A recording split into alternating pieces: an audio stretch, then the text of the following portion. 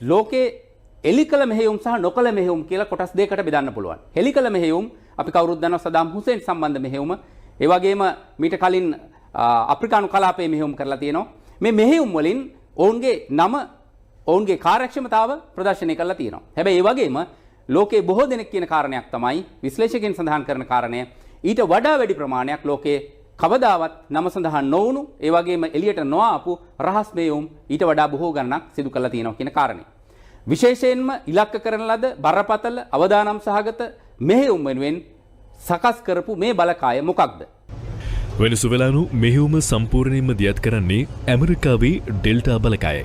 Delta බලකායනු ඇමරිකානු හමුදාවේ ඉහළම ත්‍රස්ත මර්ධන ඒකකය ලෙස හැඳින්වෙනවා. ඇමරිකාවේ පවතින ඉතාමත් රහස්‍යගත සහ ප්‍රභූ ගණයේ විශේෂ මෙහෙයුම් ඒකකයක් වන එහි නිල නාමය වන්නේ ෆස්ට් ස්පෙෂල් ෆෝසස් ඔපරේෂනල් ඩිටැච්මන්ට් යන්නයි. ඇමරිකානු හමුදාවේ ප්‍රබලම හමුදා කණ්ඩායම්වල විශිෂ්ටතම සෙබළුන් මෙම බලකාය වෙනුවෙන් තෝරාගන්න අතර ඔවුන්ම විශාල කාලයක් අතිශය දුෂ්කර ශාරීරික මානසික හා පුහුණුවක් වෙනුවෙන් යොමු කරනවා. මෙම බලකායේ එක් සෙබළුකු වෙනුවෙන් එරට ආරක්ෂක අංශ අති විශාල මුදලක් වියදම් කරනවා.